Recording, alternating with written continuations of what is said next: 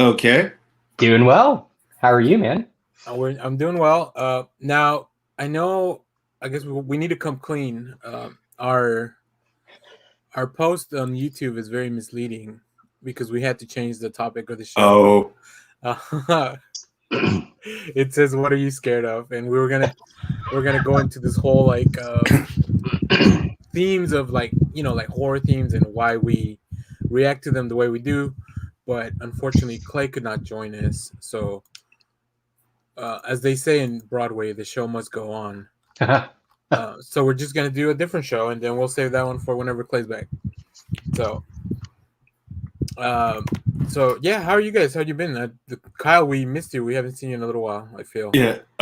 Was out of town or like I said because went down to Port Aransas for about a full week. Went down on a Sunday, came back on a Sunday.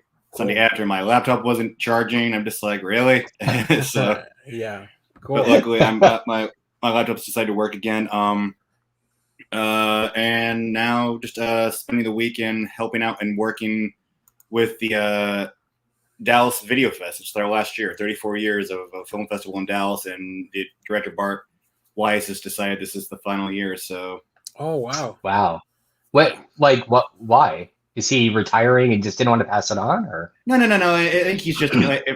I don't think he is, but as he says, he's just old, and he thinks it should be, if it keeps going, it should be done by somebody else, probably younger generation. He's been doing a lot, and so he does, like, he produces a TV series for KERA. He's teaching full time as a film professor at UTA, and this is like he's been doing this since for 34 years, and you think he's just at the point where it's just like it's time. Yeah. Yeah. Oh, cool! I didn't even know this was the thing. This looks great. Yeah. Yeah. Dallas Video, I've been helping out with them since because they also do, I don't know if they're still going to be doing it, but they also every year do the 24-hour video race, which I started with when I was an undergrad at UT Dallas back in 2003. And we get like first place in 2004. Yeah. DocuFest. Yeah.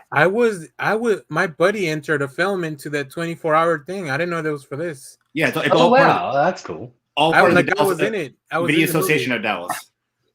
I was in the movie. That was my acting debut. Hey, it was insane to shoot a movie in 24 hours. I'll tell you that. Oh yeah, no, yeah, I've done it for a couple of years, and like I said, I was the star of the one in 2004 where we got first place. If I find the link, I'll just send it to you guys so you can take a look at it. I think it was 48 hours, the one we entered. So maybe it's not the same. They have different ones. Like they have one where they actually have 24 hours to shoot on 16 millimeter. Oh wow! Which is a lot harder because with video you can make multiple cuts. It was 16 millimeter. You're screwed. Right? Yeah, I mean, and does the film need to be edited and ready to go in 24 hours? Like, I don't know. If you're shooting 16 millimeter, you got to process that, right? It's on film. I forget maybe it was 40, but I forget what the rules. I don't think they did it, but I've seen other ones in Dallas that have done it. I got you. I'd have to go back and look at the rules again. But it's one of those things where you have to I think they were saying you're limited because you can't take multiple takes because you're not going to have the time to edit everything together. You have to. I think you have to edit within the actual. No, we got like 2 takes and then that's it. Like let's go. So whenever we did it, this is an interesting, nice tangent for the show. So my college buddy Rodolfo, he would so you wouldn't know what the theme of the contest was until right. At midnight, you go in and they give you. It was a line of dialogue, a location, a theme, and a prop that you have to use all in within the film.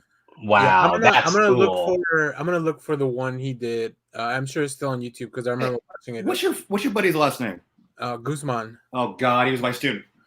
Really? Yeah. Yeah, Rodolfo. Yeah, spiky hair. He actually ended up. Yeah, he took my class at least 2 or 3. My video class when I was I think as a master's when I was working sort of partially on my PhD, and I was teaching as a TA, teaching the video class, and he took my class a couple times. What year was this? Oh God, was it probably like 7 or 8, maybe 09, maybe? Because I was a UTD and I graduated the December of 08. Yeah, okay. So that's hilarious. I was in ATEC. We were still in the small building underneath the radio tower. That barn. No, there was our barn. Well, ATEC was in the building next to it. Yeah, and he took my video class at least 2 or 3 times. Okay, yeah, man. This is the live podcast version of that photo of like the young girl at Disney World, and then behind her is the person who became her husband, also a young child in a stroller.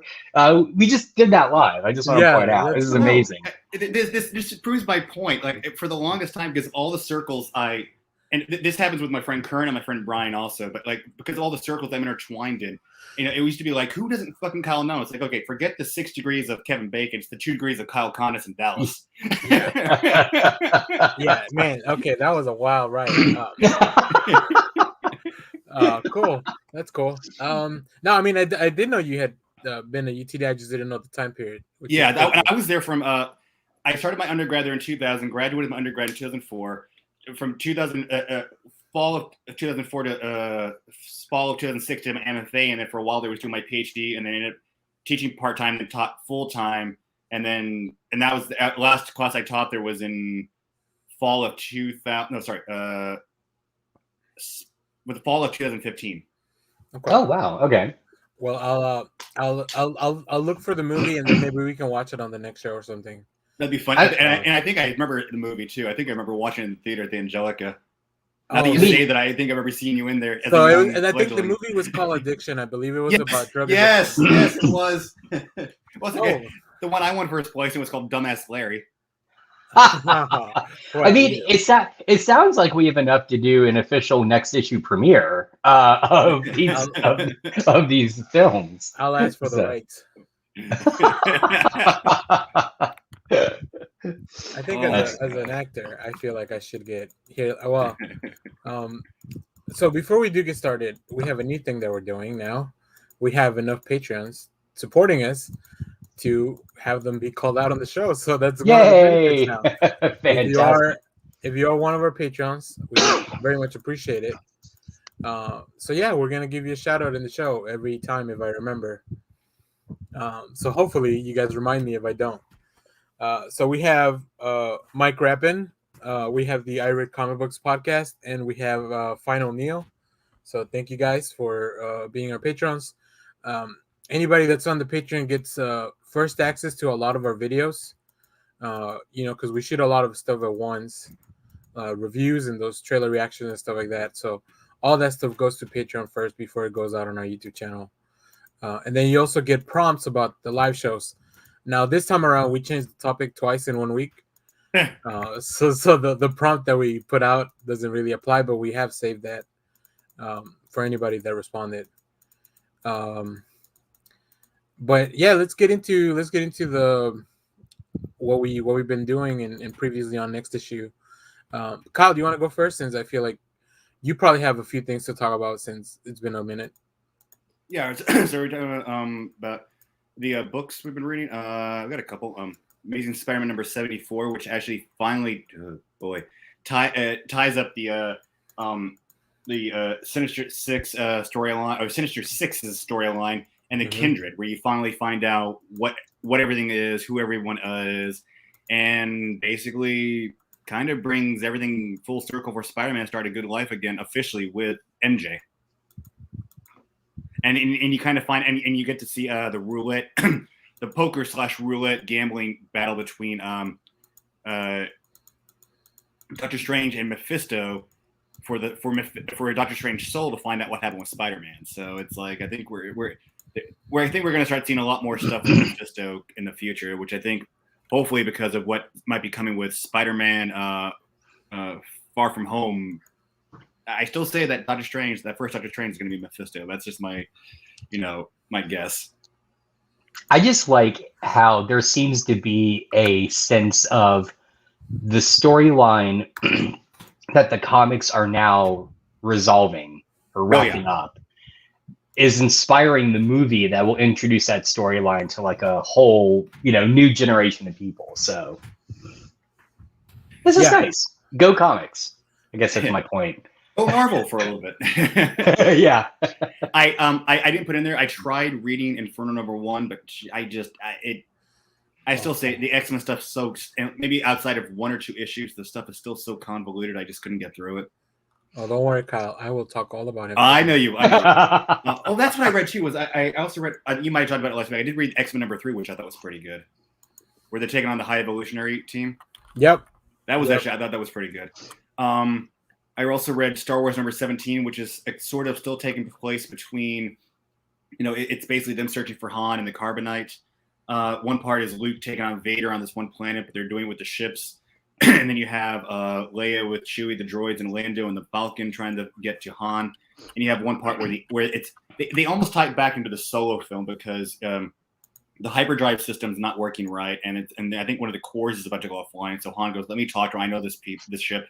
So he goes in, he starts talking to someone, and you realize later that I forget the droid's name, but it's the droid from Solo that was his navigator, and he had broken into this in the Falcon. And so it's basically like this one moment where he's basically kind of reconnecting with her. Oh wow, that's cool. Yeah, it was a nice little tie-in. The other one I read was Justice League #68, which basically was after, I can't remember the villain's name, but this alien that Superman had to send to the Phantom Zone, and you have the new intergalactic sort of police organization of all the different planets, like basically coming to Earth saying we need the Phantom Zone projector, and so there's almost like a standoff between them and the Justice League, and they finally make peace. But the Hall of Justice has been destroyed, so you have all the current sort of members talking about where should we have a new base, and you don't realize that while they're talking, you start to notice that the Hall of Justice is just rebuilding itself in like a matter of seconds, and you come to find out later that both the Flash and Superman had rebuilt the place by themselves at super speed. That's pretty cool. But were they racing? Who knows? Who knows? Who could rebuild it faster? But then it also ties into a second part where you have because Batman is not as rich as he used to be, so Green Arrow's been funding everything for the Justice League because he's richer than Batman now. That's funny. He's not as rich as he used to be. Yeah. And you find out that basically, Arrow is part of the what's the new team he's a part of? It's the with Lois and Checkmate. Yeah. And so basically, he basically he's working with Checkmate with some other one guy. I think it's a relative of Lois's, who's basically trying to take out this new team of Deathstrokes, and the new team of Deathstrokes are trying to destroy Checkmate, but then the Justice League comes save them. And at the last scene, you see one of the Deathstrokes going, "Hey, that rocket should destroy them. Hey, wait, what is that red blur?" And he looks in the scope and he goes, all I see is a big S. Oh crap! And this gets to be continued. I'm just like, okay. And finally, and then Action Comics number 1035, which deals with basically Superman having taken that chunk of Warworld and basically he's been kicked out of the Justice League. He goes to the fortress, make sure Lois and Jonathan and Kara are safe, and basically the Justice League showed me. He goes, that was some stunt you had to pull, Clark. It's like, I guess you're here to let me know that I'm not out of the. I guess I'm out of the team. It's like saying we don't want to have to do this, but if we're going to work as a team, we have to work within the government boundaries. And he's like, so I guess that means you're not going with me to Warworld. It's like we can't right now. So basically, it shows him having a new team, his own formed team, which is the forming of the New Authority. So they're all going to Warworld and launch a war against Marvel. Cool. Yeah, and so Jonathan's going to be left as the new Superman on Earth for a while. I wonder if that's the. So I went to my shop. Maybe Kyle, you can illuminate a little on this. Yeah. My shop told me that Action Comics is canceled. Don't know about that. I don't know. Maybe I missed that part, but I don't remember the reading that was going to be canceled. My buddy Austin at the shop, he's like, this is the last issue of Action Comics. I don't believe that. It'll be I didn't think so either. Well, no, and maybe again, it's DC. It's DC and Marvel. Oh, we're going to cancel this book. Oh, we'll just bring it back and renumber it again. So there'll be 13 issues of a new Action Comics, and then it'll be like, okay, so this is 135. So when it comes back, it'll be 157. 1057. So okay, so 1035. No, I see here in the previews 1036, 37, 38. Yeah, so no, I haven't heard anything about that. I didn't think so either. Maybe it's the last one with Superman in it. No, yeah, I think, but he's going to be going on. I hope to look at what the issue. I hope to go back and look at the comic real quick. But they're starting a new comic book with Superman and the Authority kind of going on, or some new storyline. Well, I mean, Grant Morrison is currently writing Superman and the Authority, but like in that's some future stuff. Alternate future, yeah. But I mean, they're going to start. They're going to have a new book which is going to be dealing with Superman and his new team going on to Warworld. Cool. So Action Comics will probably be dealing with Jonathan. Like I said, Jonathan as the new Superman on Earth. I like that. I like Jonathan. Yeah, no, I have no problem with them adding. Like I said, how many Flashes do we have? How many Green Lanterns do we have? How many Batman? How many Robins? I mean, come on. We're in a world where we don't have to have even in Marvel. We got how many Spider-Men, Spider Yeah. people, Spider Women. You know, how many Captain Americas, how many Iron Man. I mean, come on. The most current comic book is Captain America's, and where they're looking for Cap's shield. Yep. You know, it's like we got multiple characters. I mean, we can have multiple Daredevils now. It's just like I just go with it. Cool. Yeah, I'm excited for that. And then the last one I read was the new Superman 78 #2. Yes. Which this feels more like I'm not saying straight up. Superman 78 feels more like Superman, the Christopher Reeve Superman movies, than unfortunately for me, than what the Batman 89 movies feel as Michael Keaton. It's just they don't feel like movies to me, and this one feels like it's just they bring Luthor in, they bring Brainiac in. It's Brainiac saying, you know, I need to, you know, keep him. We need to find Kryptonian to save the heritage and everything. It's just it feels like if this is what Brainiac would be if they had kept doing the Christopher Reeves movies, and it's just like Cool. it's just a lot of fun. That's so cool. Yeah, I bought it. I haven't read it, but I do have it. I love the cover because it's like Gene Hackman and Christopher Reeves just hanging out. Yeah, yeah. And you basically, it's Luthor. He's like in a temp office, and he's trying to, like, you know, I'm one of the greatest minds in the world. Like, how do you feel like working in a kitchen? He has this disgruntled look on his face. So he goes back to his apartment, and Superman's there, and he says, "I told him, you know," and he says, "What are you doing here? Making sure I don't destroy the world?" And he's like, "Well, one of the things for you to be out on early probation was for me to keep checking on you." And so he basically gives him the piece of Brainiac, and he explains to him. He says, "I'll be back." So he goes into his again. This is non-rich Luthor, but he goes over to one of his walls, hits a switch, wall goes up, and he has the typical 1960s Lex Luthor laboratory. And in the corner, you actually have he's working on the green armor. Okay. Oh wow. Yeah. Well, I have to say, they missed an opportunity to title this series Superman: Probation Officer, but you know. But no, it's a fun book. So I want to see where they go with this one. I'm glad they're bringing Brainiac in, because that's a character I guess they have played with it, but not as much as I think they should have. And I think the technology and budget was probably too constraining at the time for them to explore Brainiac like they know they should have. Mm-hmm. Well, it's the same basic template as the Batman 89 series, which is we get Two-Face, right? So it's like we're not just getting a continuation of what we saw in the films. They're adding stuff that couldn't be in the films for various reasons, right? So yeah. Oh, so, I mean, that's where I am. So how about you guys? Josh, do you want to go next? Mine is I'm only super going short. last because I have 18,000. So many movies I watched. No, I had just a crazy busy week, so I am way behind on everything. I haven't even watched or read the Batman 89 issue I just referred to. I did read Masters of the Universe Revelation #2. I planned to read 2 and 3. I just haven't gotten there yet. God, this week was just nuts. So, but I did finish watching AP Bio season 4, and oh god, it's so good. It just hence my name. Down here. Yeah. I was wondering. I was trying to remember what the hell that was from, but yeah. Okay. So if you haven't seen it yet, there's the kids start making a web series, Heather in particular, it's a 1970s cop show where she plays the cop, but because it's the 70s, they won't let her be a cop, so she's a receptionist, but she's still a grizzled cop, and her name is Janet Fish. It is amazing. I tweeted the AP Bio account, and I'm like, please tell me we're getting a Janet Fish spinoff show, right? Yeah. So yeah, all the I mean, I don't know if they're kids, but they're so good. Yeah, they're just so good in the show.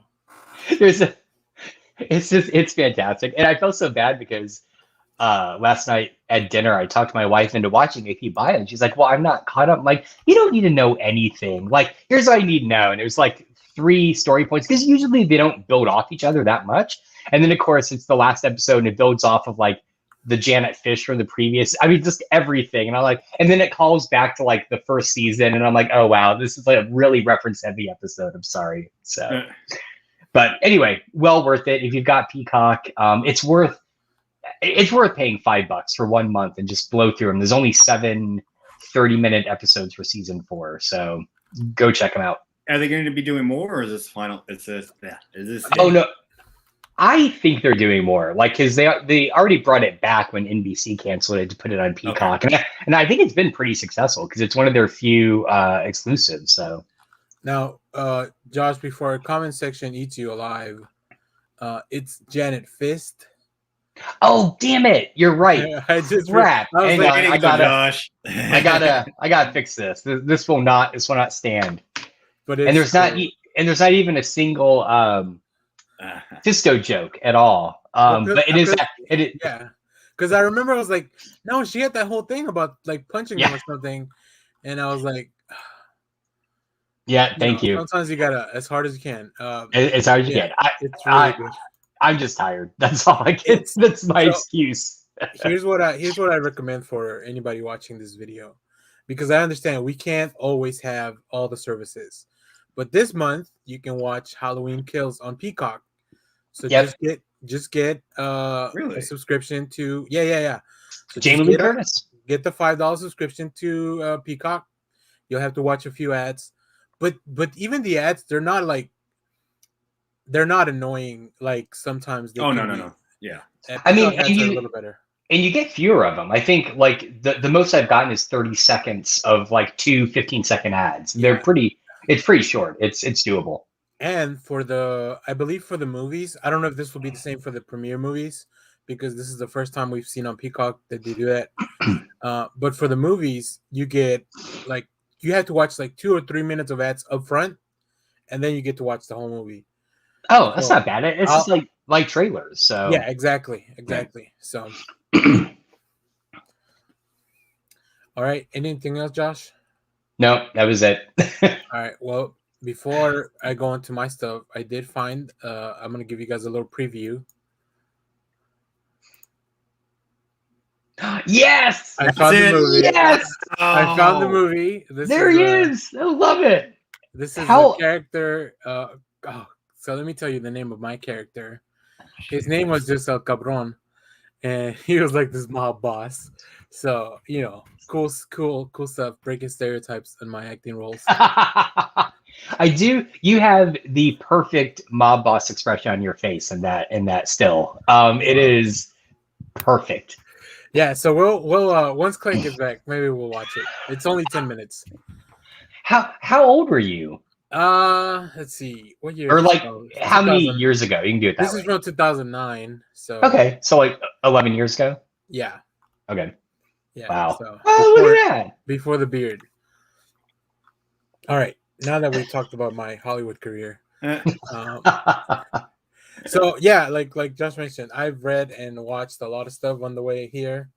So I'll touch on a few things, but I did make videos for these first 3 things. So I read Inferno #1. Josh, I think this will answer all the questions you have left over from House of X, Powers of 10. Really? Okay. So I recommend you get on it even if you want to just wait till it's done. Okay. This is also Jonathan Hickman's last thing he's doing with the X-Men for a while, so he's taking a break after this to go make millions on Substack. Then we also have Darkhold #1. You don't read Darkhold, Kyle? That's the one with Dr. Doom in the cover. I think I missed that one. Okay, yeah, it's a Dr. Doom story, so I was gonna pick it up anyways. I really enjoyed it. I think it's an interesting premise because Dr. Doom goes looking for the Darkhold, and the only one that can kind of stop him is Scarlet Witch. Of course. So it's an interesting. It has an interesting setup. And then Human Remains from Vault Comics. We got an advanced preview for that, so go check out that video. I got one question for you guys, or at least Daniel. Have you watched Venom 2 yet? Yes. Okay. Yeah, I haven't watched it, but somebody told me about the end credits scene, which I'm just like confirmed. Yeah, I'll touch on that in a minute too. Okay. I did do a stream on Thursday evening when I came back from the movie. It's not spoilers, so if you want to go check that out. So as far as comics, I caught up on Thor 15 through 17, which is the little arc that's setting up before we go and Throg comes back on the issue 18. I'm so excited for that. But it's really good. My favorite thing was that Freya is now the god of the hunt. And and okay. he has a really cool redesign. So this one's very family centric with Thor's family, and he's dealing with a lot because the hammer's getting heavier and heavier, and he doesn't know what's happening. So also I finally read. I wish Clay was here because I read this for him. Clay, if you're watching, I read Stray Dogs, and it's so good. You were not lying. You were not kidding about it being good. So maybe we'll dive more into it when we do like horror comics, because this is definitely all I'm gonna say is I recommend it. It's only 5 issues. It reads very quickly. I borrowed a copy from Hoopla, and now I'm gonna go get the book, the collection, because it's really good. As far as TV, my main thing I'm watching is Midnight Mass. That's the new Mike Flanagan show. So if you watched how was it, Hunting on the House on the Hill, or The Haunting of Bly Manor, or he also directed Dr. Sleep, which is the sequel to The Shining. Mike Flanagan just kind of really gets horror, I think, and I'm really enjoying it. I'm only 3 episodes in, I'm pretty much in for the show, and I try not to binge shows on Netflix, but this one I watched 3 and I couldn't stop, and I'm gonna probably watch the rest later today. As far as movies, I had a few good things this week. I watched Escape Room from 2019. Which one? Which it's the movie where those people get trapped in an escape room and they have to. What I liked about the movie is that the traps are pretty inventive. I think Deborah Ann Wool is in the movie. She's probably the most famous person in the movie. That's right. I do remember this. Daredevil. But I like that it's not gory. It's not like Saw movies or like any of that other stuff. Like the traps aren't gory. Like it's not. It's just supposed to be like people still die because it's that kind of movie. But I also finally watched Sunshine from 2007. This is the one about. Isn't that with Tom Cruise? No. This is 7 scientists. I think they have to go restart the sun because the sun's dying. Interesting. This is directed by Danny Boyle and written by Alex Garland, who did 28 Days Later. That was their first going together. It does star Cillian Murphy as well. It stars everyone. Yeah, this movie stars everyone you've seen. Benedict Wong's in it. Chris Evans is in it. Damn. And it's 2007? Yeah, this is from 2007. So all these people were maybe at the beginning, right before their careers skyrocketed. Because Captain America came out after that, and but this was already after. What do you call it? This was after Evans Dark played Knight. Human Torch. No, but it's also after Evans played Human Torch. Oh, well, but it'd be after Murphy played Scarecrow, right? Yeah, because Begins was 2005. Okay. Also, Rose Barnes in it. Michelle Yeoh's in it. Cliff Curtis. Wow. Hiroki Sanada plays the captain of the ship. Why does that name sound familiar? He played Scorpio in the Mortal Kombat 2021. Oh, okay. And he's been on a bunch of things, but that's just I figured that was the easiest thing for me to tell you.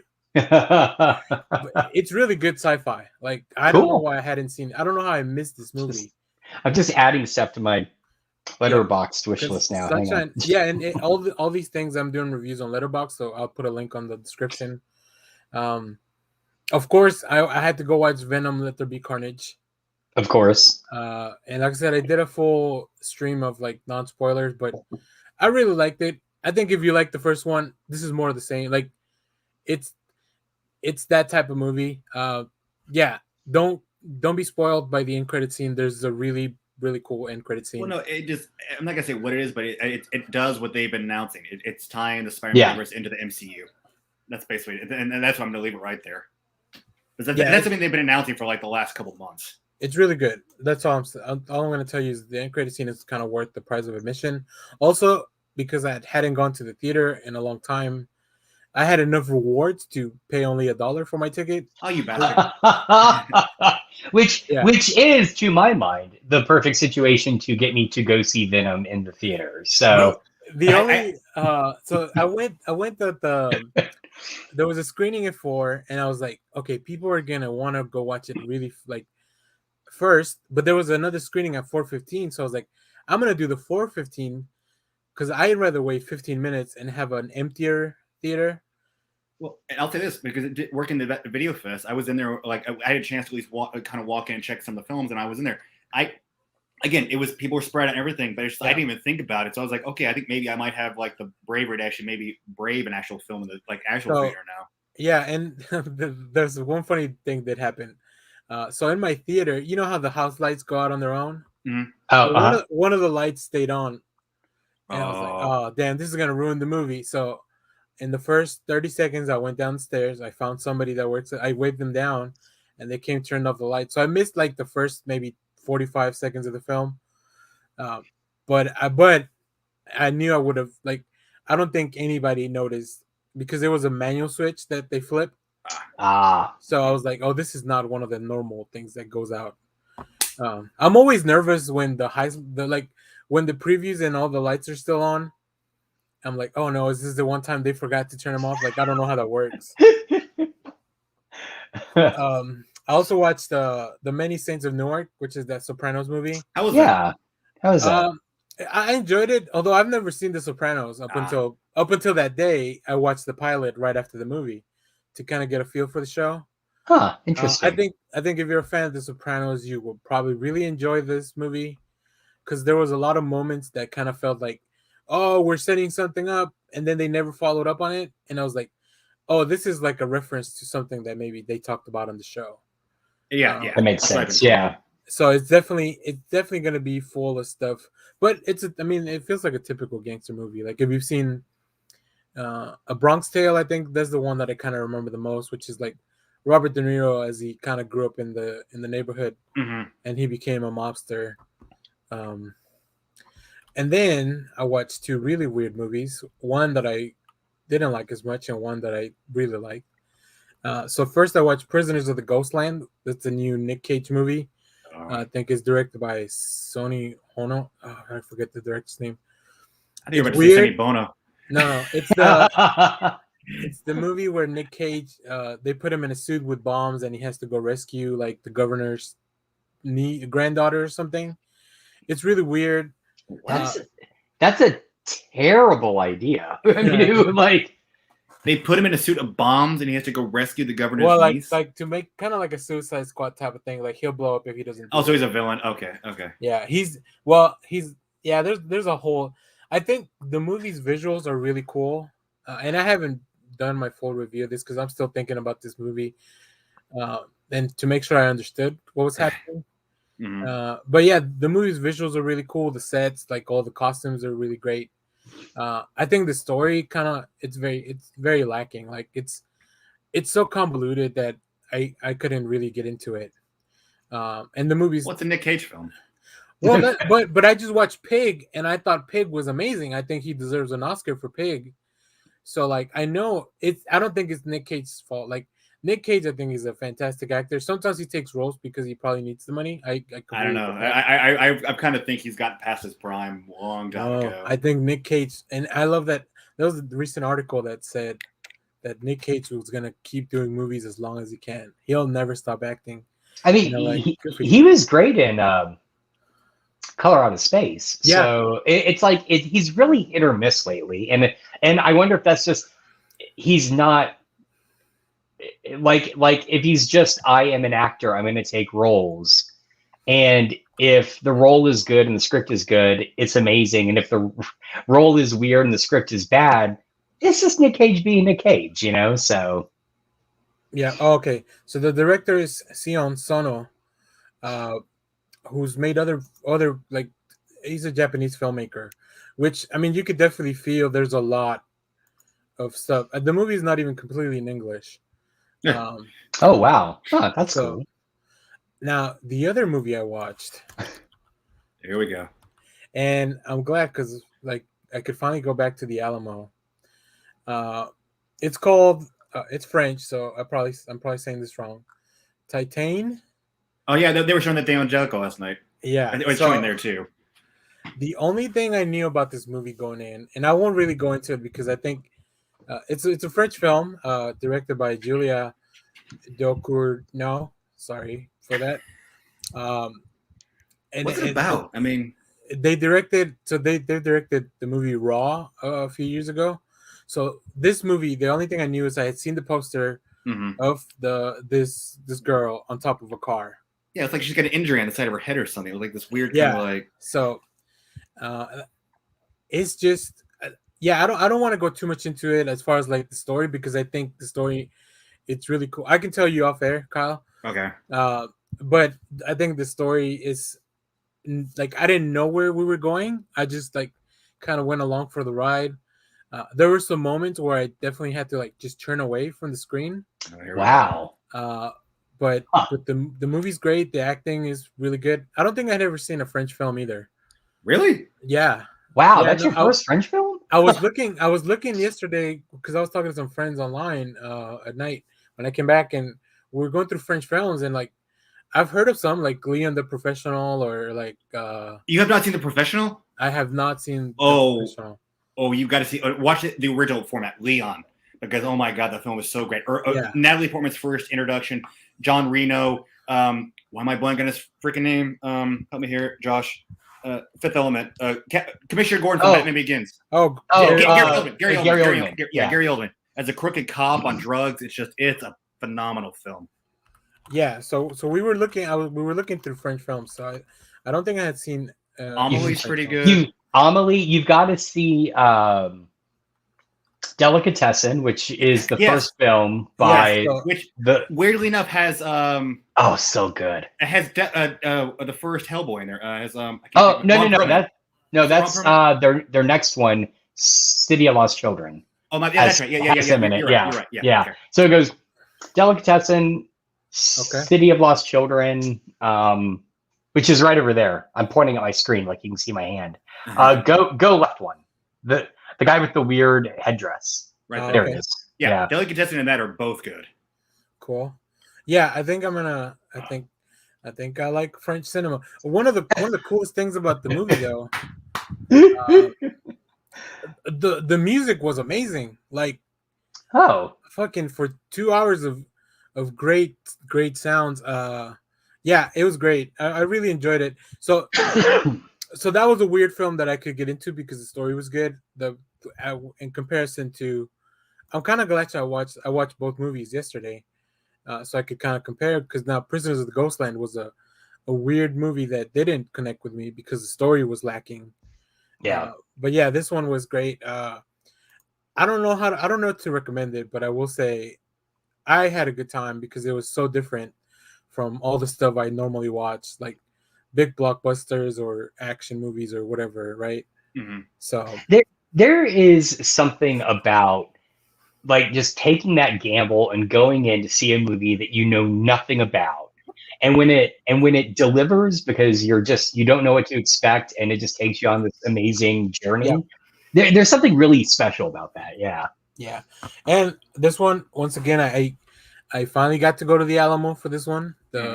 So the one by me is now open, which is super cool because I love that place. I'm gonna be going more. Cedars or the one over off of Abrams? The Las Colinas one. Oh, okay. Yeah, that one hadn't opened. So I think now most of the Alamos in our area they are open. Because one of the Cedars is doing Dallas International Film Fest is next week, or is this coming week, and so they're going to be showing a few films out there. I want to say the Cedars. Oh, cool. Yeah, I like that location too. And the one by us, Lakewood, opened the same week we saw Shang-Chi. So, I mean... Richardson's open. I know that much. I drove by it a couple days ago, and they're open. Lakewood was one of the more consistently open throughout this whole thing, I think. Lakewood and Cedars were the two main ones that, although they weren't open the whole time, they were open gotcha. Sooner. Okay. They were open sooner than the other ones. So, yeah, I'm excited. There's a lot of movies coming out in October, both streaming and in theaters. So I'm looking forward to it. Well, and it was 5 of us in the theater, and it was only like 3 rows. So we were in one of the smallest rooms. So they knew there wasn't going to be a lot of people. Being at the Angelica, I was looking at posters of coming soon. I didn't realize one of my favorite directors had a new film coming out. Wes Anderson has a new film coming out called The French Dispatch. Oh, I didn't know that either. Yeah, it comes out this month, and I'm like, okay, a reason to hit the theater again. I'm gonna have to see this on the big screen. Yeah. And it's got everybody, like almost anybody who's been in a Wes Anderson film. Great cast. Like other people who haven't been in this film, but then I think he's gonna have cameos of just people that have been in the film. So it's like, okay. Well, that's kind of what he did with Grand Budapest Hotel. It's just like kind of like bit part after bit part after bit part. So yeah, so that's it. That's all I have for now. We'll have more next week. But before we move on to our main topic, how are you guys caught up on What If? I didn't see this week's, but we watched the Thor Loki one. So. I love the Thor. That one was like one of the most fun ones I've seen. Right. Oh my god! Hold on. Let's do spoiler alert. We're gonna talk about all of the What If episodes. I mean, those are all free game up until except for this week's, which was the What If Ultraman had won. Which, we'll save it for next week. If you want to discuss it, go ahead because it's fine. It's fine. It's the confrontation when Thanos appears, and I'm like, really, this happened? Then how the hell did we get? Did we get Endgame? I'm just like, that's all I'm gonna say right there. It's like, yeah, we can go more into spoilers next week. When everybody's caught up. But yeah, what do you guys think of the Thor one? Like, I thought Thor was an only son. Loved it. Yeah, I love the fact that, like, he's a party boy. I love the fact we actually get Thor versus Captain Marvel, kind of seeing who's the more powerful one. It's just the fact he clocks her and she ends up over in Stonehenge. yeah. No, it was the season really needed it. It had been so dark for like the prior 3 episodes that it needed some lighthearted fun. What? MCU dark, but yeah. Well, but I mean, still like pretty depressing stuff, you know. But it really needed it. It was a lot of fun. I really, really want a Darcy Howard the Duck, like not rom-com, like sitcom. Thank you. Yeah, that was hilarious. That was great. Did you see the official Twitter feed posted a fake wedding announcement as a way to like promote the show? So it was awesome. My brother told me when we watched the show, or he watched the show, he's like, the one reason he liked it, I mean, he loves Thor, but the one reason he liked it is because he felt like they were finally using the animation to their fullest with that big fight. Yeah. Right? Yeah, that's a good point. Yeah. That feels like the first episode. And I completely agree. And I feel like they picked animation, but then they haven't really been taking advantage. It feels like it was only up until this point, it's only because they can't really get all this stuff to be live action. But now, like, big fight, it almost felt like kind of anime, like Dragon Ball Z fight, right? Where they're kind of knocking each other all over the world. I did feel like the first episode with Captain Carter uses the animation a lot because all of her fight scenes were so just energized and action packed and kind of. I'm gonna defend episode 2. I thought episode 2 did some good action with the animation, just because I think that's been their strongest episode. With T'Challa Star-Lord. Yeah. Oh yeah. That's true. Yeah. I think once we're done next week, I'll go back and kind of reassess like what these episodes. So my favorite little, I mean, it's not an Easter egg because it's so obvious, but I guess I love the fact that when Loki shows up, he's a giant. Yeah. Right? Yeah. Like by giving him back, it's like his whole like DNA change, and he becomes a frost giant. So that was great. Mother. Yeah. Yeah, that was really good. I liked all the cameos, like everybody that showed up. And it's funny because you still kind of get to see Jane Foster is still kind of the linchpin of things. Yeah. But then the way that episode ends, you're like why can't the watcher see? Well, it's really, they post an interesting question, another what if on top of it if you want. Like, what if the watcher wasn't all like he wasn't able to see everything, or like because things shouldn't surprise him, I don't think. Yeah, true. Yeah. So yeah, this watcher.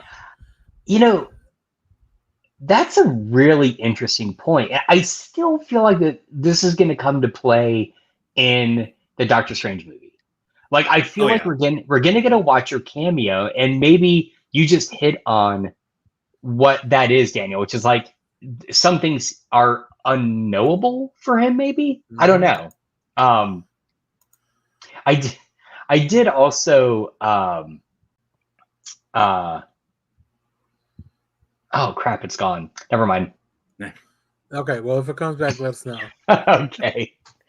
I was gonna say something. I can't remember now. Yeah. Oh, I know.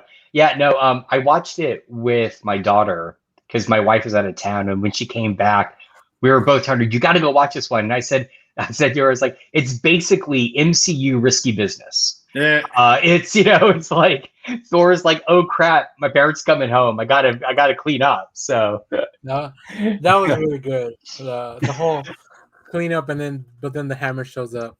yeah. Very risky business. Ferris Bueller. Yeah, Like, yeah, exactly. I wish now I kind of want a montage of Thor like cleaning up to the music of Ferris Bueller. That'd be great. Oh, great. Well, yeah, I'm very excited. We get the finale. I believe it's next week for What If. Do we know the title? No, not really. But I mean, it could be really anything. But yeah, we'll talk more about the Ultron one. Because I think I think you're gonna really enjoy that one. Yeah. Okay. And we'll talk more about that, and then we'll catch up with Clay, see if he's up to date. All right. Let's see here. Oh, bad. Sorry, StreamYard's changed some of the layout stuff. So, like I mentioned, our main topic was a lie, a fib. We pulled a what if in the show. That's right. This is one of those those twists that happens out of necessity, not really because we planned it. So we won't really go into detail. We're not going to tell you why you're afraid of things like we were planning on telling you. But we will do in the future. So what Clay had kind of proposed was like, let's look at some of before we dive into horror, let's look at some of the themes of all these horror properties. Like why certain things kind of affect us the way they do.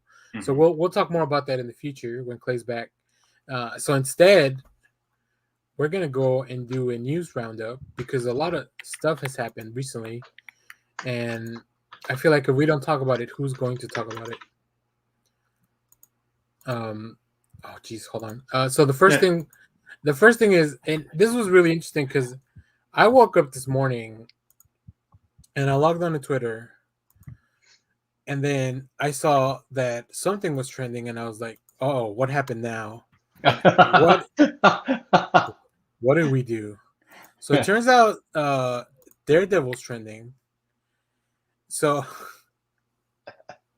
before we dive into it, what did you guys think of the Netflix show, like the Daredevil Netflix show? I liked it. I thought 2 was the weakest season, but other than that, I think 1's still the best. 3 was a spectacular run with Bullseye, and I thought 2 was just weak. Wait, which one brings in the Punisher? 2. Okay. No, go ahead. Oh, sorry. I was gonna say, I'll be honest. I only watched season 1 and like the first 2 episodes of season 2. Okay. I need to go back and rewatch them all. So, you might have to because, according to rumors from the internet that are unconfirmed, but we'll talk about them anyways. And it's got to be true. It's on the internet. It's on the internet. It's only like 10 people talking about it. But yeah, there's rumors that we may get a season 4 of Daredevil on Netflix. On Disney Plus. I was gonna say, yeah. Yeah, not Netflix. Netflix deals then. So whatever that means. First, I guess, what do you guys think about that? I'd love it. I think it'd be. I want to see this become part of the official MCU stuff, right? Give me Daredevil, give me more Jessica Jones, because I know she has said she wants to play that role. Even that. It's like, and what I'm hoping and I think we are going to get it, but I think we're still limited. It's like Marvel has such an open universe of B, C, D, E, F characters that, like, I want to see, and I think we're starting to see it happen. But now that we've had that first 3, and we're kind of in phase 4 now, I want to see more of these random characters people don't know about. I want to see Union Jack. I want to see, Nighthawk and some of the, like, the other Defenders. I want to see like I don't know, some of these other kind of superheroes that people don't. Hellcat. I want to see actual, like, what's her name become Hellcat. Yeah, that would be awesome. Walker? Yeah. Patsy Walker. Yeah. The only the only problem I can see with bringing that cast into the MCU is trying to get Carrie-Anne Moss back. So she's back on the Matrix. So yeah, but she wasn't really dependent on like anything within the defense. I mean, she was she was a pretty big character in season 1. I'm not sure about. but with the stuff because of like Jessica Jones, I think she could easily go that route. Yeah, that's true. Oh gosh, she was also an Iron Fist. She was pretty. She was kind of big on Iron Fist. I never watched Iron Fist, so she's one of the connecting tissue. It's not just the night nurse, who's Rosario Dawson. Yeah. I think she was one of the characters that would come in and out. Karen Page, another one that was in both Daredevil and the Punisher, which was an interesting choice because I don't know much about. All I know about the character of Karen Page is what I've read in the Frank Miller's Daredevil run, right? But I feel like that's like. I gotta give this one. Outside of maybe Uncle Ben, she's the only character they've actually kept dead. Yeah, and man, the way she died. I know. Boy, but yeah. So could we like if we're purely speculating here, could we make Clay's Day and say they bring Daredevil into Disney Plus officially in the MCU? Well, because of Shang-Chi, they find a way to redeem Iron Fist. Yes. And then we get a Power Man and Iron Fist show. Well, rumors are is we're gonna see and it's nothing's been confirmed yet, but rumors are is that we might see I'm blanking on his name. King. No, Kingpin. Oh, Kingpin. Yeah. In the Hawkeye TV series. Yeah, that's what I Which he steals the show in season 1. Dafoe. What's his name? It's Vincent D'Onofrio. Thank you. It's Thor. That is Thor. Yeah. Okay. That's right. God, if he shows up as a Thor variant somewhere, that would be so good. I love it. If they just show him being Thor as a variant, oh my god. Well, now I kind of want all the from that movie, right? The Trial of the Hulk or whatever it was. Yeah. No. It's Adventures in Babysitting. Oh, okay, that different Thor. Okay. Yeah. Trial of the Hulk. I can't remember the actor's name, but he. If you ever saw the third American Pie film, he's the guy who he's doing the dance off with Stifler and does the dress for what do you call it? The wedding, or it might be the. It's been a minute since I watched that movie, so I'm gonna. No. Do you ever? You're young enough for it, but do you remember a show on Disney Channel called Good Luck Charlie? Yeah. He was the dad of that show. Oh, okay. That was from the trial. That was the Return of the Incredible Hulk. This is a deep cut, let me tell you. Well, it's variants. I tell you what, Good Luck Charlie was on all the time on every Disney, whatever iteration of Disney Channel was on. I remember seeing on the guide when I was scrolling through the channels. Yeah. A lot of Good Luck Charlie. I'll just say, if they bring Charlie Cox's Daredevil into the MCU and then they start playing with the multiverse, they already are. He's going to be in She-Hulk. But if I see that they hire the guy from Street Hawk, we know we're getting that Trial of the Hulk Daredevil. So that's true. I forget that guy's name. Rex, somebody. Yeah. Well, no. Let's we got to see the variants of Captain America. Let's see the 70s Captain America with the 90s. J.D. Salinger's son. Yeah. Yeah. Hey, we could get the Red Skull back.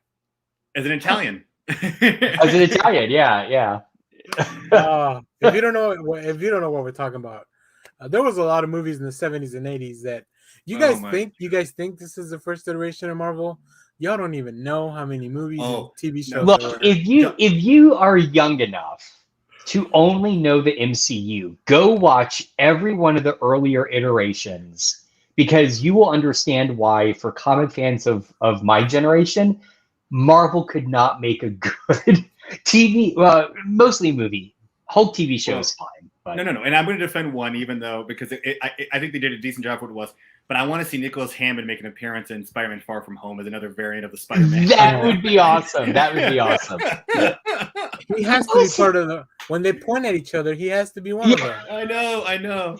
What was he in recently? He was in something recently. Oh shit! And we were talking about it because I was like, oh yeah, it's the guy from Spidey TV show. And I didn't realize he was an Australian actor. Holy crap! Oh, I didn't know that. American Australian. He was in Once Upon a Time in Hollywood. In Hollywood. That's it. Yes. Okay. All right. I knew there was something.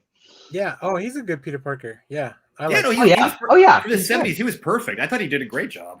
Yeah. Oh, also, I think I need to watch this Spider-Man: The Dragons Challenge from 1981.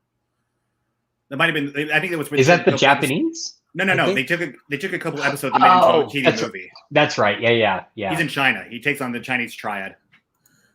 Of course, that's what Spider-Man does. That show is hard to find. Is it on Disney Plus? I know. I would love it if it was. It is as hard as the Japanese Spider-Man show is to find, which for a while was streaming for free on Marvel. Well, I would love it if they put the Incredible Hulk on Disney Plus. We don't have that either. Yeah, I know. So it's got to be a rights thing. That was what, ABC or? Yeah, I think I thought it was CBS. Is CBS? Okay. Yeah. So this is what the poster looks like. Yeah. And I want this poster. Yeah, that's a badass poster. That's really cool. Oh, the dragon. Because when I think Spider-Man, I think that type of kick. Yep. I like that he's not using web. He's just using martial arts to take these goons down. Right. Oh, okay. Well, all right. That was so. Yeah. Hopefully, we get more Daredevil in the MCU. Eventually, we'll get everything. Will be part of the MCU. I think next week we're going to be part of the MCU. Wait, hold on. Oh, Kyle, don't. What are you planning? Hold on. I found what I want. I'm sending it. Oh, let me go into. I'm putting it in general. Well, we go. Oh, the best Spider-Man scene of all time. I think this is him versus the Triad. Oh, it's 4 minutes long. Okay, well. Oh, wow. I'm afraid to click on it. No, I'm putting it so he wants to put in the link for the video. We want to watch it on here. It's just, oh my god. Yeah, we'll watch a little bit. I don't know if it'll be copyright or not. Here, give me a sec. I don't think it's.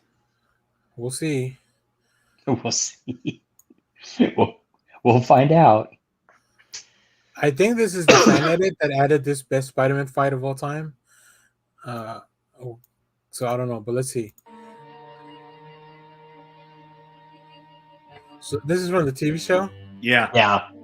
That again, they took 3 episodes and kind of 2. It was only 2. It was only launched in 24 episodes, but they made because it didn't do so well on TV. They took a couple of the episodes and made them into TV movies. Oh, okay. Okay, I see. That's a pretty good costume, I think. Yeah. It's not bad. Yeah. For the 70s. Oh. Wait, how did his Spidey sense not clock that dude? This feels like shenanigans to me. Or that guy. What's happening? Are these guys wearing Venom kimonos that make them so he can't detect them? I don't think I ever noticed before that it very clearly looks like he's wearing sunglasses under his mask. A little bit, yeah. He can't be surprised by that. Why is he running? Yeah, that's not what Spider-Man does to me. Why is he not on the ceiling? What's happening here? Yeah, you say that. Give it a second. Got him. I hope people are finding this entertaining. I hate this one's not gonna be an audio podcast. I'll tell you that. Yeah. Oh snap!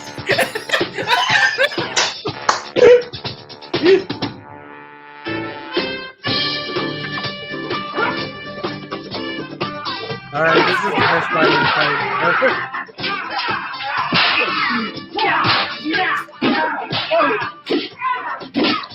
It's like he needed to get warmed up or something. Oh no!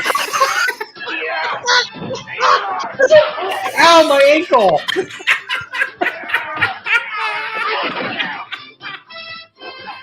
I love the way he pivots on the walls. Yeah.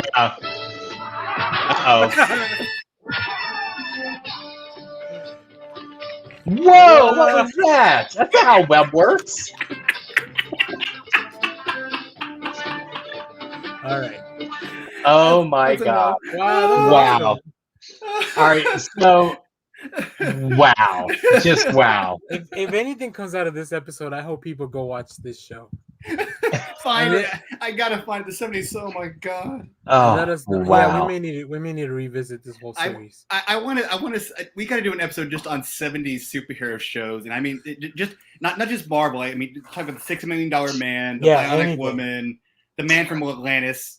I just realized there's a huge hole in my life that is the meeting of a Venn diagram between Spider-Man and porn music, and that just nails it. I really need that. Oh, God. He said nails it.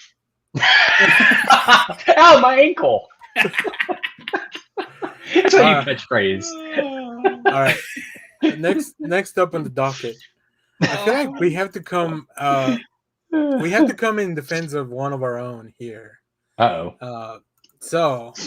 yeah, I love this. This is so great. First of all, big shout out to Danny who put this. I was just randomly looking for the article, and then it just happened to stumble into Danny's article from the Observer. You know, a lot of us know Danny Gallagher, writer, comedian, doer of stuff. Yeah. Yeah, got it. Okay, cookies, whatever. Not my computer. This is my work computer, anyways. WFA's, which is our local station here in Dallas, Cynthia Isaguirre makes a cringeworthy comic book mistake on TV. So I have video, which we can play. I wonder if this... Did I put the sound on to share? I think I did. Let me know if you guys can hear it. 12. Okay. And who's your favorite Marvel Comics hero? Mine is Superman. Remember the motto? With great power comes great responsibility. Have a great night, everyone. We'll see you again at 6.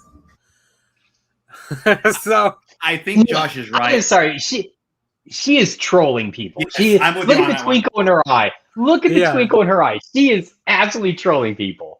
Yeah. It's like when I used to tell my buddy Mike, who's a big Beatles fan, that my favorite Beatle was Peter Tosh, and he would just get so angry, you know. So no, I screwed that up. God damn it! Which monkey was I thinking of? Peter Tork. Peter Tork. Thank you. Man, God. it's my favorite band of all time. Do not knock this shit. I swear to God. That's the whole point. That's the troll. Peter Tosh is a comedian, if I'm not mistaken, who's still alive I hate that guy. Or is it David Tosh? I don't know. I don't know. I hate that guy. Peter Tork. Rest in peace, Peter Tork. Yep. So obviously, Danny, being very thorough, not only found the original tweet with the video, found many responses. So the first one here from this Felix Jose. My favorite Marvel comic hero is definitely the Flash. Remember the motto: "May the force be with you." Oh, that's so good. And that's a deep cut with Speed Force. I'm just saying, that's not bad. Now, some people chose violence, and we don't condone that. So, although it's funny that where the Avengers at, she needs her ass beat. I mean, but if Superman's her pal, I wouldn't mess with her. I would just gonna say that. I still say Thor could take him.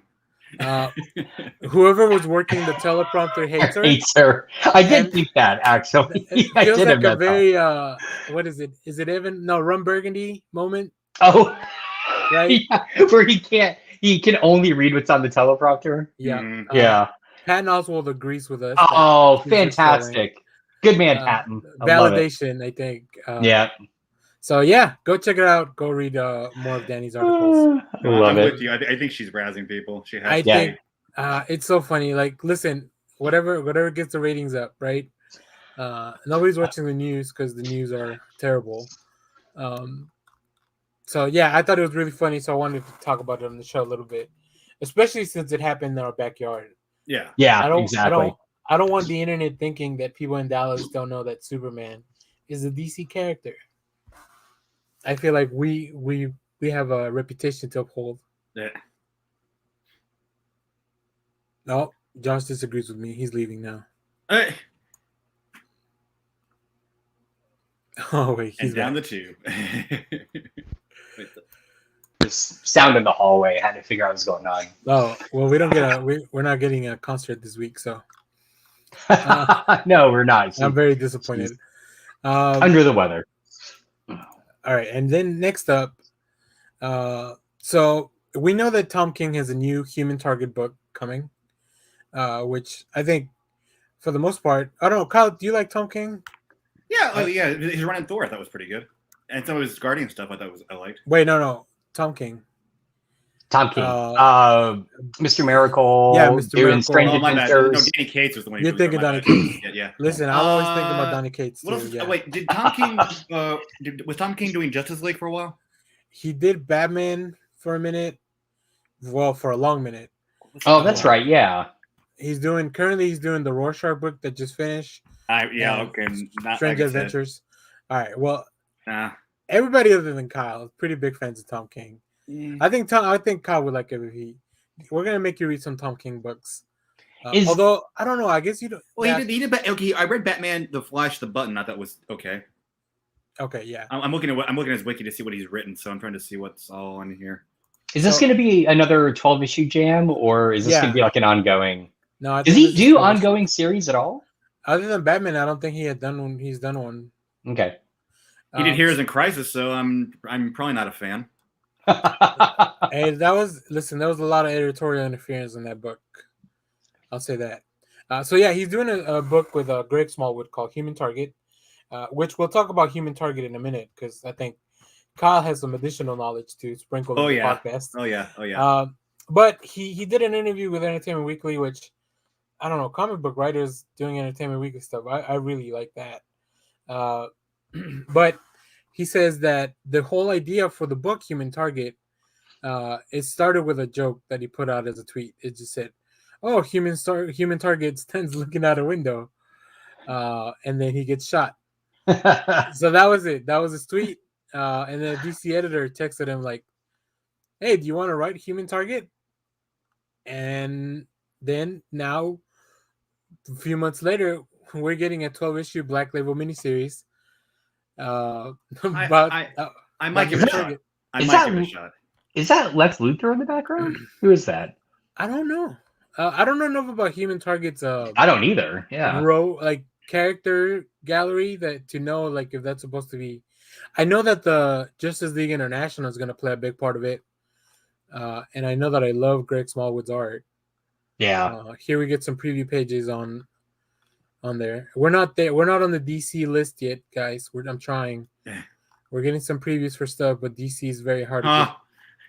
Okay, so I got we're ready to talk about the TV stuff. I got some news. But here's my favorite. This is one of the first covers we got. We that's saw, awesome. And it's a Human Target, and you kind of see the hands of everybody that was in. I guess I don't know whose run of JLI this was, but I know it's the Justice League International because they have Guy Gardner, which I mean you can't tell from his hand, but we see to ask, yeah. And then Fire, what's her name? Oh my God! It's not Jade. It's she's from Brazil, and she. Yeah, no. Fire. It's just Fire, right? Fire? It's just Fire. Okay. Fire and Ice. Fire and Ice. That seems way too direct. I don't know. I need a little more. Oh my God. That seemed too easy. I just wanted to make sure. So it is Luthor, LexCorp, right there. Yeah, it is. There it is. Yeah. Okay. Okay. Cool. I'll be reading this. I'll check this out. Cool. Now, so we have seen Human Target in other iterations of media.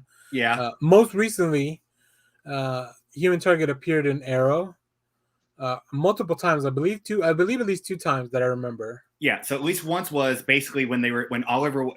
You see most of Arrow, right, Josh? No. Oh. It's way past the spoiler. It's fine. It's fine. Go ahead. Go ahead. So I will never watch it. So he's a character named Chance King. Basically, what he does is he basically takes on the identity of his target or his client in case they're in danger. Okay. So basically, he appeared twice as an old war buddy of Diggle's, where once he took over the identity of Oliver to pretend he was shot, And then basically when Oliver was on trial in season 6 because of them thinking he's the Green Arrow, he takes on the identity of Tommy Merlin coming in and saying, "I've been the Green Arrow for the whole time." Oh yeah. So, but the thing is, where are you? I just had you open. So basically, and this was who did it? Production. It was Fox. Fox back in 2010 did his TV series for 2 seasons called Human Target, where basically the difference was, instead of taking the identity of his target, he would basically intertwine himself into his client's life to help protect them. So it stars Chi McBride, who you might know from Hawaii Five-0, Jackie Earle Haley, who played Rorschach in the Watchmen movie. Wow. I didn't even know this existed. Yeah. Daria Varma, which I'm not really sure, and then Janet Montgomery, who's currently on what was the new show? I watched it, New Amsterdam, as one of the doctors. Oh. But Mark Valley, who's the actor who plays him, has been in a lot of different things. But I just found out like some of his roles. He actually voiced Superman in the second part of Batman: The Dark Knight Returns. Oh, cool. Yeah. Oh, so, all right. So he's actually got he's been in a lot of stuff. You look at his like he's been in CSI, Hawaii Five-0 in one episode. He's been in The Flash as Anton Slater. Not really sure which one that was in 2018. I think basically this TV series. And I watched it, I think it was on Hulu, and it was decent. It was watchable. It's like I said, based on a DC property, but it's slightly different. And it was funny is he doesn't remember his life. Like he has amnesia, so that's why he goes by the name Christopher Chance. And you find out the mentor who trained him is actually Lee Majors. Oh, hey, that's cool. Yeah, I like it. Yeah, so I think it's worth watching. It's not great, and again, it's a show that I think could have caught on better. But again, Fox, they have no problem creating shows people want to watch. They just won't let them stay on there. Yeah, they cancel them after. Yeah, which is weird. I mean, maybe because they don't have a streaming service. Maybe Fox needs a streaming service of their own. That then once they have to fill in content, they're like, oh, I guess we shouldn't cancel everything. Well, hold on, because Fox has most of their stuff still on Hulu, so yeah, I believe so. So they don't have to. Yeah, Fox, NBC, and ABC, they all still kind of use. They use Hulu very, very a lot because we're getting our shows back. I think fall TV is coming back. SNL debut last night with Owen Wilson, which I need to check that out. Oh yeah. Okay, take it back. I think it wasn't Hulu I had to watch it. I think it's on Sci-Fi. Oh, okay. I mean that makes sense too. I'm trying to see if it's on there. If people want to check it out. Let me just see real quick.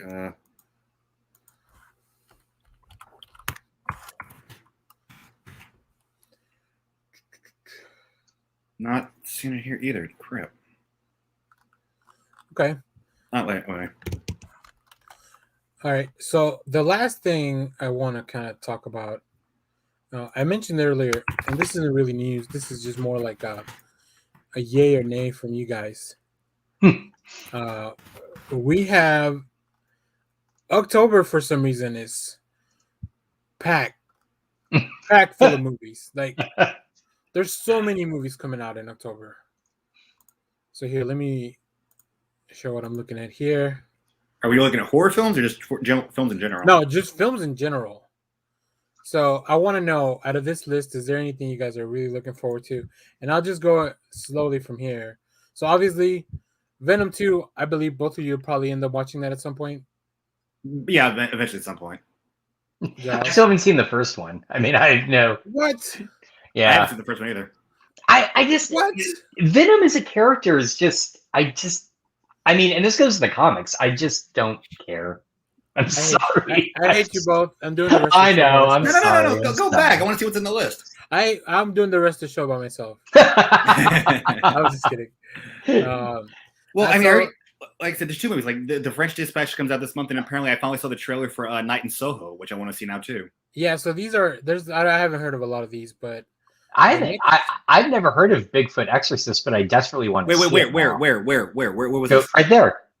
Again, I'm putting up my screen like a moron. I gotta see this. Oh my god. Me being the oh my god. Okay. A demonic cult has summoned the ultimate beast, Bigfoot. Yep, that's the ultimate beast. The ultimate beast is Bigfoot. Yes. Beast. Only the power of a nun trained in exorcism can hope to set Claude free from this nightmare. Wait, do we have a trailer? Can we do a reaction video after this is over? Yeah, I'll look for something. Okay. Okay. Oh my god. Okay.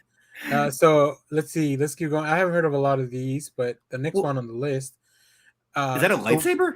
Yeah. So we have the Star Wars Terrifying Tales. Oh, that's right. Yeah, it's on Disney Plus now already. Yeah, it is. And then I don't know if you guys, Addams Family. I haven't seen the first one. I haven't seen the first one stuff, either. So, French next Dispatch. So there's another one I want. Well, there's two here I want to watch. Is that Undertaker? Yeah, Escape That the is the Undertaker. What the Undertaker. hell? So we have Escape the Undertaker, which I believe is a Netflix thing. Is it a TV series? What the fuck? I think it's just a movie. And let's see. I mean, I have the power. Oh, Jesus. No. Whoa. Hold on. Oh no, Bigfoot possessed my mouse.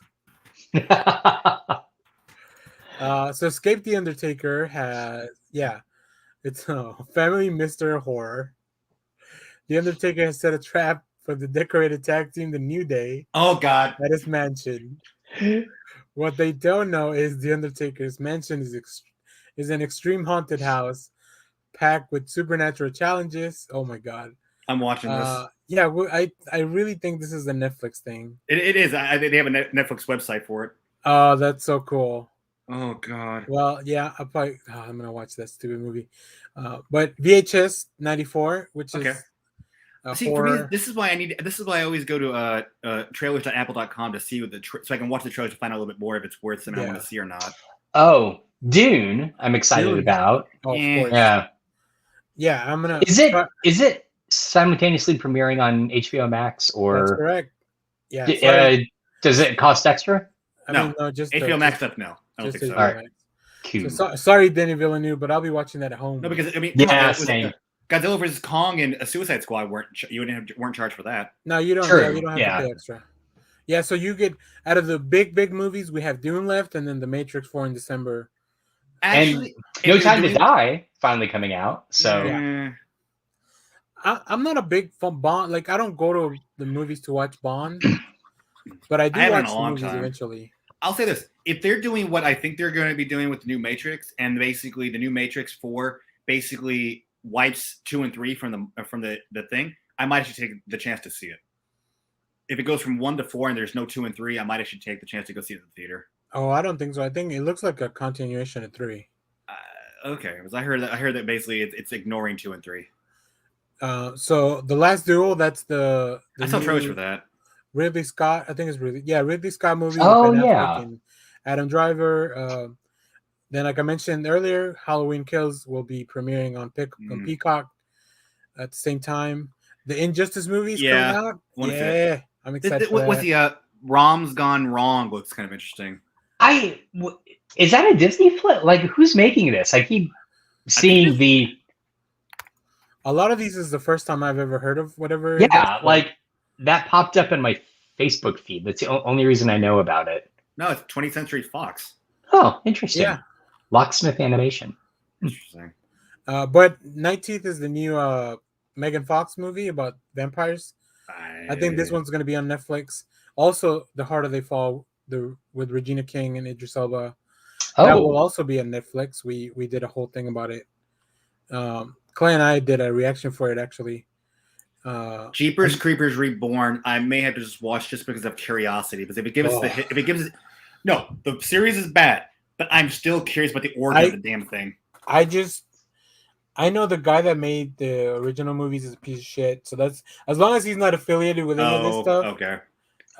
That's the only thing that would keep me from. Well, then I'll wiki the damn thing. I'm just curious about what they plan on for the origin of Jeepers Creepers. Obviously, My Hero Academia, I'll be at the theater for that because I need to watch it. And then, like you mentioned, Kyle, Last Night in Soho. Yeah. And I saw a trailer for this yesterday. Antlers when I was watching Titan. I can't even see what it says. It's Antlers. It's just called Antlers. It's a horror movie. A young teacher discovers that her troubled student's father and younger brother harbor a deadly supernatural secret. It looks insane, but it looks good. And Kerry Russell's in it. She's the teacher. Interesting. Oh. Jesse Plemons is a sheriff. So, like, Yeah, I'm excited for that. So there's like every weekend there's at least one movie streaming and one at the theaters that I want to watch, and I don't know how it's all gonna happen because there's not enough time. But Wow. we'll work on it. And now that I've discovered that I like French cinema, like who knows what I'll be watching. All right, well that's all we have for our main topic. For the question of the week, and I guess I didn't really have one until we started reading the article, but what would be the superhero you would pick to put in the wrong universe, and then which catchphrase would you give them? Oh Lord. So God. We can go into recommendations while we think about it for a little bit. If you guys want to do some Googling of famous catchphrases, and then we can come back and revisit that. So anybody watching live or later on, let us know what superhero you would put in a different universe, and then what would be their catchphrase that's not their catchphrase. Also, Kyle, I don't know if you do you watch that Ultraman series on Netflix? Wait, what series? Ultraman? Yeah, I watched the first season. Okay, because season 2 they announced it last week on that. I said my recommendation was it was Iron Man done right. Oh, damn. Gauntlet thrown. I know. Robert Downey Jr. watches this show. He's just kidding. No, I'm not. All right, let's go to recommendations, and then we'll come back and try to revisit the question of the day. And if we can't come up with anything, we'll just tweet it out later. I do have my answer. Okay, go ahead, John. It is 95% tongue in cheek, but I would like to see Spider-Man in the Green Lantern universe. Oh, Lord. And his catchphrase would be, "In brightest day, in blackest night, no evil." Ow, my ankle. Maybe I'll escape my website. I just killed Kyle. But no, can you? And I just want to point out, Spider-Man in the Green Lantern does not have a ring. He's just he's just like trying to get along with all the Green Lantern Corps. I can already see the first tweet of you, Josh, after you start writing that book. How does he breathe in space? That's awesome. Good stuff. Anyway, sorry, go on. I think I had one too, and I think obviously Batman, and he's part of the Fantastic Four, and he says it's clobbering time. Yeah, that makes sense. I like that. That's good. I see that more as the 66 Adam West Batman. Yeah, for sure. It's definitely Adam West Batman yelling that it's clobbering time. God damn, I want to see this now. That's amazing. By that, he means it's time to do the dance that he did in the TV show. Not juicy. That's right. Oh, we miss you, Adam West. All right. Well, while Kyle thinks of his answer, let's go to recommendations. Josh, you want to go first? Oh, yeah. Mine is super weird and stupid, but... we don't do weird and stupid on this show. Oh, I do. So this week... as if I didn't have enough to do, I decided, because they opened it up, I jumped onto the Insiders build of Microsoft to get Windows 11 on my computer. It's great. I am really, really impressed with this. If you can handle all of the start menu icons in the middle of the screen, it runs fantastically. It fixed my headphone issue, like that I've been struggling with for 9 months now. Yeah. If you're wondering why Josh wasn't wearing headphones the past few weeks, that's exactly why. We would start recording, and then my whole screen would just crap out. Yeah. So it these are super nice Microsoft headphones, but it fixed that. It runs beautifully. Has little tiny like animation stuff built into the GUI. They're just really nice. So my rec is I'll find the link. I think it was on Windows Insider. They had a really great here are the steps to do to just jump onto the insider build and get it. And the first one is just make sure your computer can run it. If you pass that test, and there's like a little app you can download directly from them that will just tell you if your specs are up to speed. It's super easy. You just go in, you turn on the insider build in the settings, and wait about, like, I rebooted, and when it came back, I had just a prompt that was like, install it here, and did it. Everything's been fine. I think the only hiccup I had was it kind of corrupted one of my, like, I couldn't uninstall a piece of software, but I fixed that. So it also emptied my bank account. I think that was user error. Yeah. It sent all my data to Russia. I don't know. It seems okay. So, but yeah, Windows 11. Check it out. All right. Well, my recommendation. Yeah, my recommendation. So if you follow us on Twitter, you know that we've been lucky enough to now get we get preview comics in advance. Thanks to this guy over here. Yeah. Good job, man. Which is cool. So you'll be seeing some stuff from Valiant, Boom, Image, and Vault Comics. Like all those 4 publishers. They're sending us stuff. We're on their media distribution list now. So thanks for that. So I got an advanced preview of A Righteous Thirst for Vengeance, which is the new Rick Remender book. If you don't know Rick Remender, he wrote Deadly Class. Also, I think, what's the book called? Glory. Oh, it's the car book. So I'll remember in a minute. With art by Andre Lima Araujo. So God, that looks amazing. Yeah, this looks so cool. It's going to be a new ongoing crime series. So this is kind of going to be for the long haul. So I'm excited for this.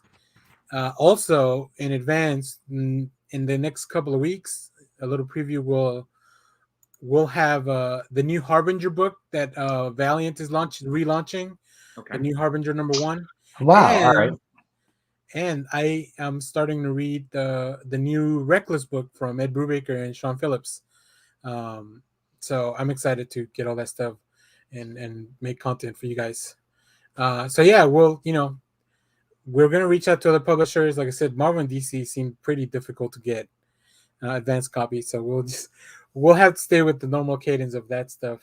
But yeah, I'm very excited to read A Righteous Thirst for Vengeance. I also feel like, I don't know if you guys agree with me. We know that sometimes a lot of these comics are sometimes made as maybe pitches for movies. Oh, yeah. Okay. And I think that there's a lot of, like, I would cast this dude as Benedict Wong. Oh, definitely. I absolutely see it now that you say that. Yeah. And if that's the case, and if that's what's happening with this, and they just haven't announced anything, I'm gonna be very excited because this looks super cool. I love Benedict Wong. Right, as you say, do I want to see Benedict Wong in a hard-boiled crime thriller? Yes, I do. Absolutely. Oh yeah, I mean, and he was in that Sunshine movie I was talking about. Also, go watch Sunshine. It's on Netflix. It is so good. Like, I can't even believe. Here, let me see if I can pull up a picture of the cast so you can see all these young. I mean, I had never even heard of it, and I'm a Danny Boyle fan. I'm a fan of every cast member you mentioned. So I'm just like, how the hell did I never hear of this? Yeah, look at that.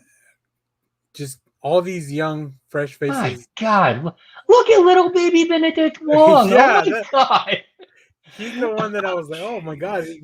I mean, Chris Evans is. I knew of Chris Evans movies because I had been. I think I grew up watching like Not Another Teen Movie. What was the other one he did with ScarJo where they steal the test scores or test answers?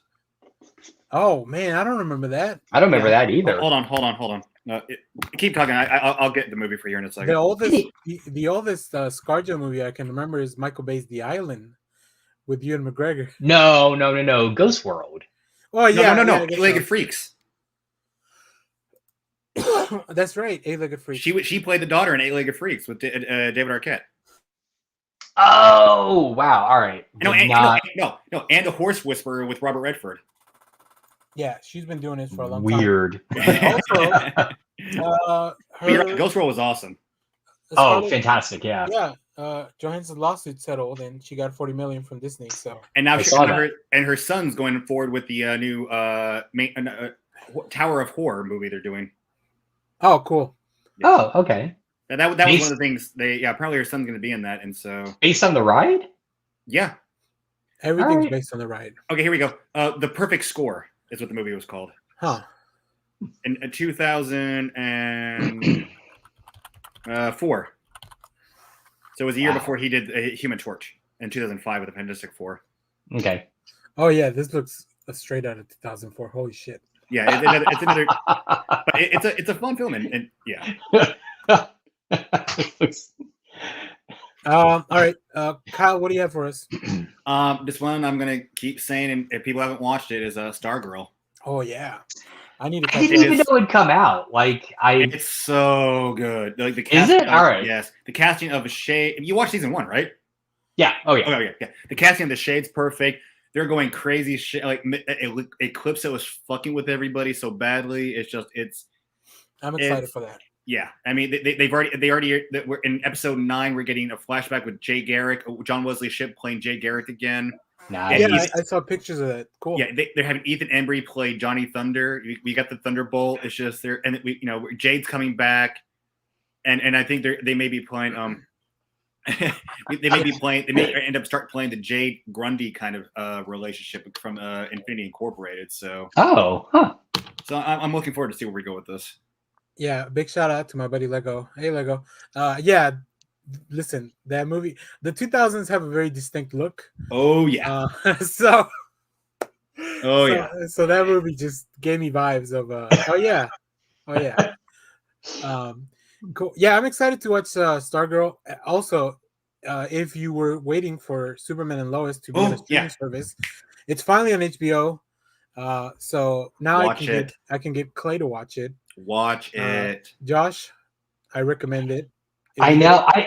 I watched that pilot and loved it, and then I don't know, I forgot. I've got so much other stuff to do. I just forgot to keep watching it. If we're gonna get HBO Max for Dune and The Matrix in the next couple months. Well, and we also got Doom Patrol. Doom Patrol. Oh, yeah. Doom Patrol. Oh my God. I forgot. I watched 3 episodes into Titans, and holy fuck, that show doesn't. That show. Yeah. Just like they're going for whatever. Yeah. They're saying fuck you to everyone. Batman, Robin, the Joker. Like, oh my God. Ooh, I forgot. God, you're gonna make me watch Titans. Oh no! Yo, Batman, Joker, Robin, Hawk. Everybody, nobody. They don't give a fuck anymore. Who doesn't give a big F you to Hawk? I mean, come on. No. But what they do to him, that's where you're kind of like. To be fair, I really like Hawk and Dove in this iteration. Yeah. It's probably that's interesting. So and then Doom Patrol's back. I need to catch up. I know there are 2 or 3 episodes. I watched the first one, which really felt like the last one of the last season. So if you watch season 2, at least watch the first episode so you can get closer on that. Yeah, all I'm gonna say is French accented talking gorilla for season 3. That's all I'm gonna go with. Oh yeah, and Josh knows what I'm talking about. We saw him in the previews, and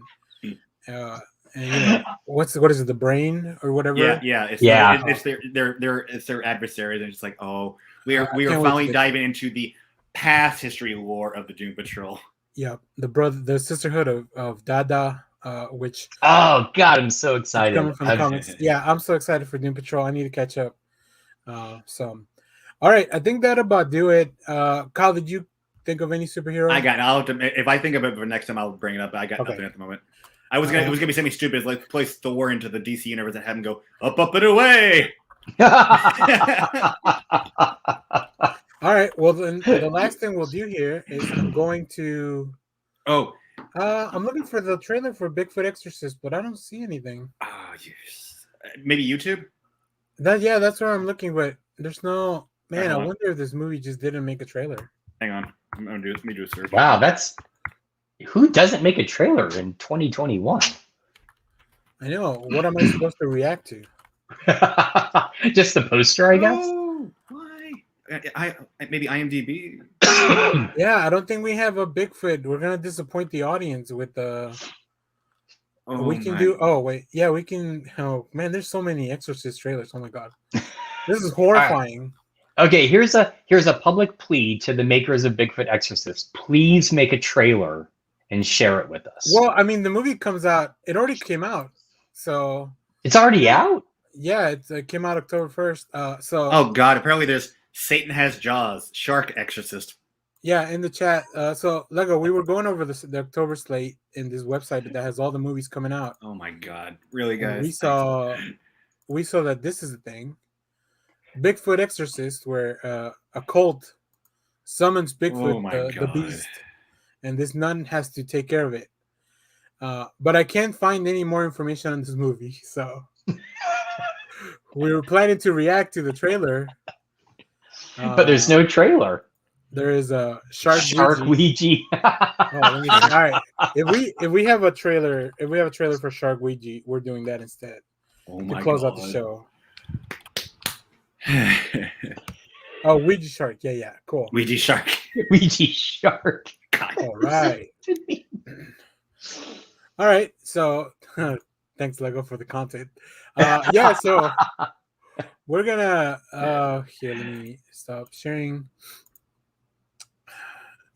Yeah, to go out on a high note, as our viewers expect, we're gonna do a reaction trailer to the Ouija Shark. Excellent. I'm on board. Yeah. Let's see. So it came out in 2020. The plot is a group of teenage girls, of course, summon an ancient man-eating shark after messing with a spirit board that washes up on the beach. Oh my god. Maybe they found the Jumanji game. An occult specialist must enter the shark's realm to rid this world of the deadly spirit. Cast, I've never heard of these people.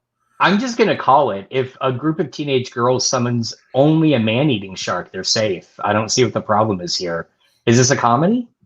Yeah, I don't know. We'll see. So or it's going to be a horror that is a comedy. Yeah, oh yeah. Let's check out the trailer for Ouija Shark. Can y'all hear that? Yeah. I was at the beach, and I found this Ouija board in the water. Oh, for the love of I told you not to fool around with those things. It's just a game, Dad.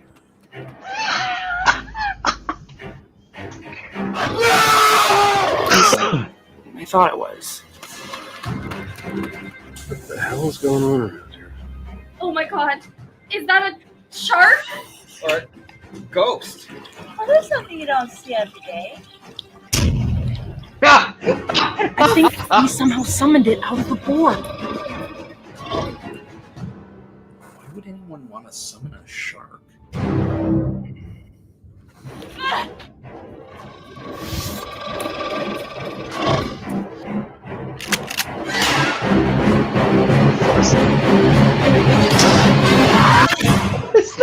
Wait, what is Wong doing in the film? Wow, that was incredible. I like that they're like, let's play kind of Jaws music at the end, but not Yeah. really. Oh my god. Hey, what was George Lucas doing in the film? Yeah, that was a man. You know, he's got to have time now that he doesn't have to work on Star Wars. Oh my god! A Force Ghost Shark. That's where it came from. You know, if that's the reveal at the end, then very well done. Well, see, I was thinking this is a prequel, and this is the origin story of SNL's Land Shark. So, maybe. Is this the ghost of Left Shark from the Super Bowl thing? Well, I can't think of a stronger way to close out the show. Oh my god! This show where we had to pivot multiple times. But we worked it out. We succeeded.